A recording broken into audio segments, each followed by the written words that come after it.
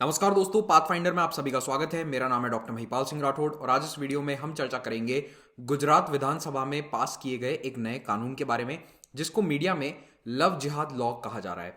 तो गुजरात इस प्रकार का कानून पास करने वाला कोई पहला राज्य नहीं है। ऑलरेडी मध्य प्रदेश, उत्तर प्रदेश और अन्य कई राज्य इस प्रकार के कानूनों को पास कर चुके हैं।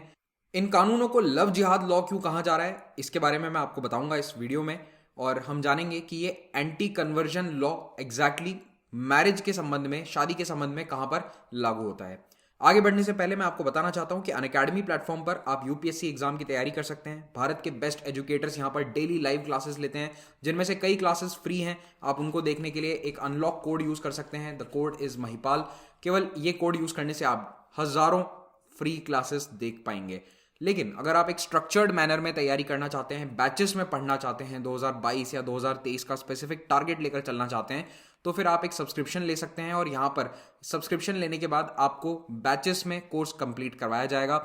और ये वाले सब्सक्रिप्शन आपको इन प्राइसेस पर नहीं लेने हैं। Use the code Mahipal and get 10% flat discount. तो ये प्राइस आपको पे करनी होगी। अगर आप आइकॉनिक कोर्सेज लेते हैं तो यहाँ पर आपको एक पर्सनल मेंटोर मिलेगा, जो आपको वन ऑन वन गाइडेंस देंगे। आपके साथ रेगुलरली आंसर राइटिंग सेशंस करवाए जाएंगे और आपके पूरे पढ़ाई के प्लान को ट्रैक किया जाएगा और उसको रेगुलरली बूस्ट किया जाएगा। तो एक ऐसी गाइडेंस जो आमतौर पर अभ्यर्थियों को मिलती नहीं है ऑनलाइन में, इनफैक्ट ऑफलाइन में भी नहीं मिलती है। इतना one on one attention possible ही नहीं है देना। तो उस प्रॉब्लम को सॉल्व करने के लिए ये आइकॉनिक कोर्स लाया गया है। याद रखिए, आप कोड का यूज करके इन सभी कोर्सेज पर 10% डिस्काउंट प्राप्त कर सकते हैं। अनअकैडमी प्लेटफॉर्म पर ऑप्शनल सब्जेक्ट्स की तैयारी के लिए भी कोर्सेज अवेलेबल हैं। ऑप्शनल प्लस जीएस का कॉम्बो अगर आप लेते हैं तो इस प्लान में आपको काफ़ी पैसे बच जाएंगे अगर आप इंडिविजुअली दोनों कोर्सेज को लेते हैं उसके मुकाबले। और याद रखिए, ये वाली प्राइसेस भी आपको पे नहीं करनी है। Use the code Mahipal and get extra 10% discount. और आपके पास अब ईएमआई ऑप्शंस भी अवेलेबल हैं इन कोर्सेज के लिए। अगर आप SSC, bank, railway, state PCS जैसे एग्जाम्स की तैयारी कर रहे हैं तो इनके लिए भी कोर्सेज अवेलेबल हैं। Use the code and get 10% discount on these subscriptions as well. Unacademy platform पर अगर आप मुझे फॉलो करना चाहते हैं तो Mahipal sir is my handle and all the other social media platforms this is my handle. अगर आप मुझे इस आईडी पर अनअकैडमी पर फॉलो करेंगे तो आप मेरी सभी स्पेशल क्लासेस के बारे में नोटिफिकेशंस प्राप्त कर सकते हैं, जानकारी प्राप्त कर सकते हैं। साथ ही साथ मेरा प्लस कोर्स लॉन्च हो चुका है, उसको भी आप रेगुलरली वहां फॉलो कर सकते हैं। इस वीडियो के पीडीएफ आपको पाथफाइंडर के और मेरे दोनों टेलीग्राम चैनल्स पर मिल जाएंगे। 1 अप्रैल 2021 को गुजरात विधानसभा में धर्म स्वातंत्र्य बिल 2021 पास किया गया। इसका मकसद यह है कि गुजरात में एक पुराना कानून है, Gujarat freedom of religion act, उसको अमेंड किया जाए और धर्म परिवर्तन के लिए कुछ स्ट्रिक्ट पनिशमेंट्स लाई जाएं। और कुछ और क्राइटेरियाज ऐड किए गए हैं कि रिलीजियस कन्वर्जन यानी कि धर्म परिवर्तन किन केसेस में मान्य नहीं होगा। तो उसमें मैरिज के लिए भी कुछ सर्टेन कंडीशंस रखी गई हैं, यानी कि अगर कोई शादी के लिए कोई पर्टिकुलर रीजन के कारण अपना धर्म बदलता है तो वो अब वैलिड नहीं माना जाएगा। तो इसीलिए इसको लव जिहाद लॉ कहा जा रहा है, क्योंकि ऐसा माना जा रहा है कि ये पर्टिकुलरली टारगेट करता है हिंदू और मुस्लिम इंटर रिलीजियस मैरिजेस को। तो इसीलिए इसको गुजरात लव जिहाद लॉ कहा जा रहा है। और इस प्रकार के कानून उत्तर प्रदेश, मध्य प्रदेश, हिमाचल प्रदेश, उत्तराखंड ये सभी ला चुके हैं। I think Himachal was the first state जो ये लेकर आया था, उसके बाद यूपी, एमपी, उत्तराखंड सब लेकर आ चुके हैं। अब इस सो कॉल्ड लव जिहाद लॉ को समझने के लिए आपको भारत में शादी की कानूनन प्रक्रिया भी समझनी होगी। तो भारत में शादी करने के 2 तरीके होते हैं। एक ये है कि आप अपने धार्मिक कानून के अनुसार शादी कर लो। तो मान लो अगर एक लड़का, जिसका चलो उसको नाम दे देते हैं हम ए, और लड़की बी, वेरी इमेजिनेटिव नेम्स, तो ए और बी को शादी करनी है, दोनों हिंदू हैं, तो दोनों हिंदू मैरिज एक्ट के तहत अपनी शादी कर सकते हैं। लेकिन मान लो कि अब यहाँ पर लड़का हिंदू है और लड़की मुस्लिम है, तो क्या ये दोनों हिंदू मैरिज एक्ट के तहत शादी कर सकते हैं? नहीं, ये परमिशन यहाँ पर इनको नहीं होगी।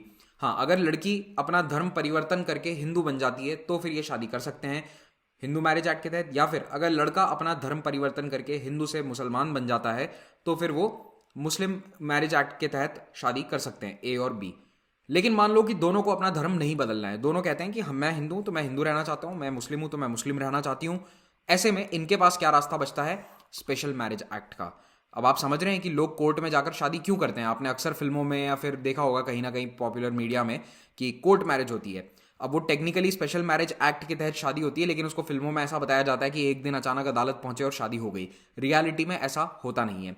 तो स्पेशल मैरिज एक्ट 1954 में स्पेसिफिकली हमारी सरकार ने बनाया था उन लोगों की मदद के लिए जो अलग अलग धर्म से हैं और वो शादी करना चाहते हैं और उनको सिविल वेडिंग चाहिए, यानी कोर्ट में मैरिज चाहिए, सरकारी शादी कह लो इसको, सरकारी कहना तो गलत होगा, इसको हम कोर्ट मैरिज ही कह सकते हैं लेमैन टर्म्स में, जबकि इसका प्रॉपर नाम है स्पेशल मैरिज एक्ट के तहत रजिस्टर्ड वेडिंग। तो इसमें दो टिपिकल फीचर्स हैं जो इसको काफ़ी मुश्किल बना देते हैं। पहला, आप तुरंत जाकर एक दिन ये नहीं कह सकते अदालत में कि हमें शादी करनी है, शादी करवा दो, ऐसा नहीं होता है। आपको एक प्रायर नोटिस देना पड़ेगा, अर्जी देनी पड़ती है, आप अप्लाई करते हैं कि हमें शादी करनी है, उसके बाद 1 महीने का समय होता है, उस समय में आपका नाम कोर्ट के नोटिस बोर्ड पर लगाया जाएगा और जो कोर्ट के रेलेवेंट ऑफिसर्स हैं वो ऑब्जेक्शन मांगेंगे लोगों से कि भाई ये शादी करना चाह रहे हैं, इन्होंने हमें नोटिस दिया है शादी करने का, अगर आप इनकी शादी के विरोध में हैं या फिर आप चाहते हैं कि इनकी शादी ना हो तो अपना ऑब्जेक्शन आप 1 महीने में फाइल कर सकते हैं। तो ये जो नोटिस पीरियड है ना, ये इसका सबसे कंट्रोवर्शियल एस्पेक्ट है, क्योंकि जब आप अप्लाई कर देते हो और मान लो आप 1 महीने बाद शादी करते हो तो फिर कोई भी ऑब्जेक्ट कर सकता है, कोई रैंडम व्यक्ति, क्योंकि वो तो पब्लिक बोर्ड पर लगा हुआ है, तो किसी को भी अगर दिख जाता है कि किसी इस शहर के अंदर इस अदालत में हिंदू और मुस्लिम लड़का लड़की की शादी हो रही है, तो वो पहुंचकर उसमें ऑब्जेक्शन उठाना स्टार्ट कर देते हैं। ये काफ़ी अभी होने लग गया है पिछले कुछ सालों से। दूसरा पेचीदा मामला ये है कि अगर लड़का या लड़की दोनों में से कोई उस जिले का रहने वाला नहीं है, जो कि अक्सर होता है, लड़का कहीं और का है, लड़की कहीं और की है, तो फिर जिस जिले को वो दूसरा व्यक्ति बिलोंग करता है वहां पर भी ये सेम नोटिस भेजा जाएगा, वहां पर भी इसी प्रकार से ये अदालत के बाहर डिस्प्ले किया जाएगा, वहां के डिस्ट्रिक्ट में भी। तो मान लो कि अगर लड़का है जयपुर डिस्ट्रिक्ट का और लड़की है उदयपुर डिस्ट्रिक्ट की, तो दोनों के जिलों की अदालतों के बाहर ये नोटिस लगाया जाएगा, चाहे वो अप्लाई कहीं भी करें शादी के लिए, maybe they are applying in Jaipur, maybe they are applying in Udaipur, और अगर किसी तीसरी जगह कर रहे हैं तो भी दोनों के गृह जिले में वो नोटिस जाकर लगेगा। तो ये जब गृह जिले में जाएगा तो ऑफ कोर्स कोई ना कोई ऑब्जेक्शन उठाएगा, अगर कोई अपने परिवार वालों के खिलाफ जाकर शादी कर रहा है तो इस तरह के मामले कई बार देखे जाते हैं। तो मान लो कि ये नोटिस देखकर कोई व्यक्ति इस शादी पर ऐतराज जताता है, वो ऑब्जेक्शन उठाता है कि ये शादी नहीं हो सकती है, इसमें कुछ कंडीशंस हैं जो इसको प्रॉपर शादी नहीं बनाती है, it is not a valid marriage. ऐसी कंप्लेन को एंटरटेन किया जाता है और जो भी मैजिस्ट्रेट है, जो रेलिवेंट ऑफिसर है, वो 30 दिन के अंदर अंदर अपनी जांच करेंगे। अगर जांच में ये प्रूव हो जाता है कि दोनों शादी के लिए अभी वैलिड नहीं है, कोई ना कोई जेन्युइन रीजन है, मान लो कि लड़का 20 साल का है, लड़की 17 साल की है, शादी की उम्र ही नहीं हुई है, दोनों में से किसी एक की भी या दोनों की, तो ऐसे में वो शादी नहीं आगे जाएगी, ये शादी नहीं हो सकती, कोर्ट उसकी परमिशन नहीं देगा। लेकिन मान लो कि सब कुछ ठीक है, फिर भी ऑब्जेक्शन उठा था, उस पर जो कोर्ट के ऑफिसर हैं उन्होंने ऐतराज जताया, तो ऐसे में जो लड़का लड़की हैं वो अदालत जा सकते हैं, they can go to the district court और वहाँ पर अपील कर सकते हैं, और जो भी कोर्ट का फैसला होगा वो फाइनल होगा। तो अब आप समझ पा रहे होंगे कि इतना लंबा प्रोसीजर है, कहीं अदालतों के चक्कर काटने पड़ेंगे, घर वाले ऑफ कोर्स ऑब्जेक्शन उठाएंगे। तो इन सब बातों से बचने के लिए कई बार ऐसे कपल्स जो अपने घर वालों के अगेंस्ट जाकर शादी करते हैं वो एसएमए का रास्ता चुनते ही नहीं है। वो सिंपली क्या करते हैं कि लड़का या लड़की दोनों में से किसी एक के धर्म में दूसरा परिवर्तन कर लेता है और वो अपनी शादी को या तो हिंदू मैरिज एक्ट या फिर मुस्लिम पर्सनल लॉज के अनुसार रजिस्टर करवा लेते हैं। तो ऐसे में धर्म परिवर्तन के लिए प्रोत्साहन मिल जाता है, यानी कि इतने लंबे रास्ते को अवॉइड करने के लिए जनरली लोग धर्म को परिवर्तित कर लेते हैं। और एक और प्रॉब्लम है, मान लो कि एसएमए के अंदर कोई ऑब्जेक्शन नहीं आता, सब कुछ ठीक है, लेकिन अगर कोई स्पेशल मैरिज एक्ट के तहत शादी करता है तो वो हिंदू, बुद्धिस्ट, सिख और जैन व्यक्ति हिंदू अनडिवाइडेड फैमिली से बाहर हो जाएगा। और हिंदू अनडिवाइडेड फैमिली, जिसको कई बार HUF भी कहा जाता है, तो HUF मैं आपको अंदर की बात बताता हूँ कि ये एक टैक्स बचाने का बहुत अच्छा तरीका होता है। तो ज़्यादातर जो भारत में कंपनीज हैं वो कई सारी HUF के नाम रजिस्टर्ड हैं, तो उसमें थोड़ा सा टैक्स की सेविंग हो जाती है। तो ये जो HUF है उससे आप बाहर हो जाएंगे, तो ये भी एक प्रॉब्लमेटिक एस्पेक्ट है। मान लो कि लड़का हिंदू है, वो हिंदू फैमिली से बिलोंग करता है, वो HUF से बाहर हो जाएगा तो फिर उस कंपनी का हिस्सा भी नहीं रह पाएगा अगर वो अपने फैमिली के बिजनेस में है। तो ये एक तरह से आप अपने परिवार से लीगली सेपरेट हो रहे हैं, सेवर हो रहे हैं, सेवरेंस फ्रॉम द फैमिली। तो कई लोग ये भी नहीं चाहते हैं, इसीलिए वो कन्वर्ट करके एसएमए की बजाय दूसरे वाले रास्ते के थ्रू शादी करते हैं। इस प्रकार से स्पेशल मैरिज एक्ट के कठिन डगर को ना चुनते हुए भारत में कई प्रेमी जोड़े एक दूसरे के धर्म में परिवर्तित हो जाते हैं और रिलीजियस शादी कर लेते हैं ताकि इतना लंबा झंझट बचा जा सके।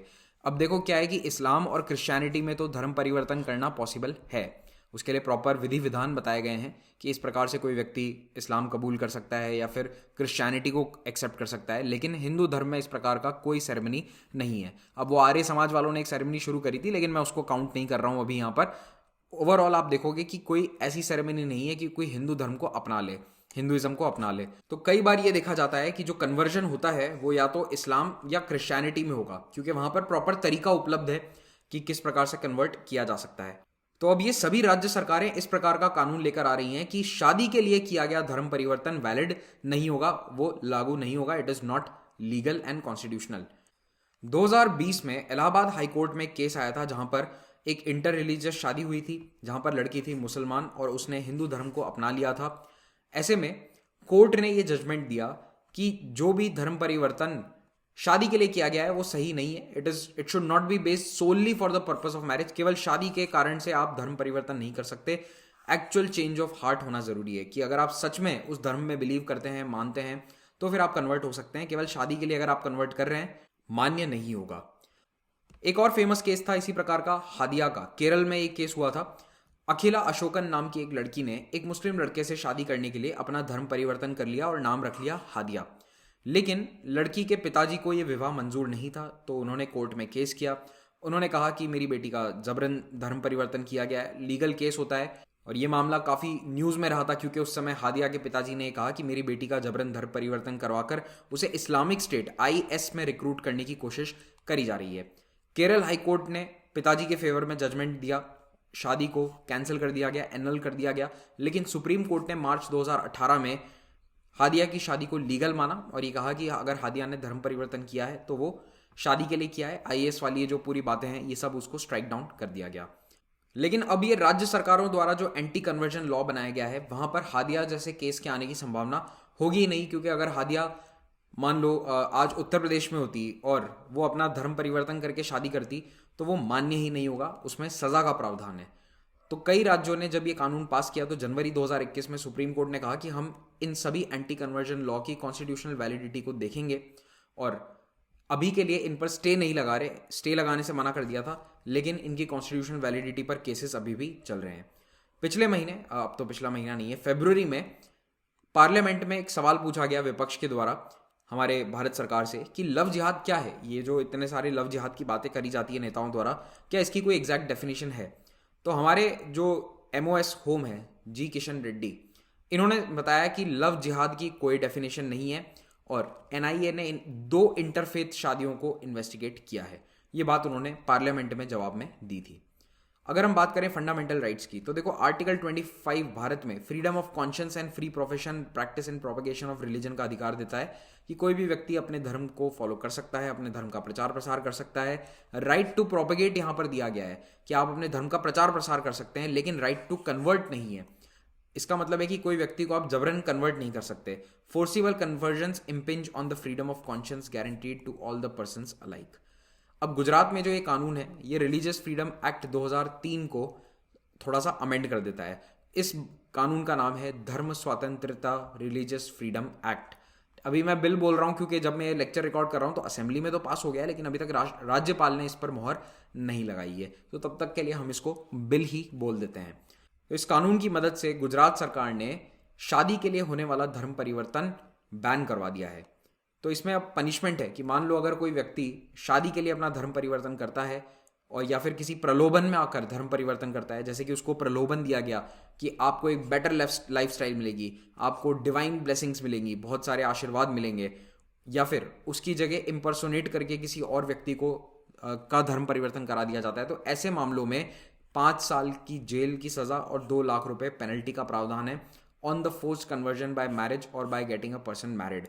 तो अगर मान लो आप ऐसे किसी कपल के दोस्त हैं और आप जाकर कोर्ट में उनकी शादी करवा देते हो तो आप पर भी जुर्माना लगाया जा सकता है।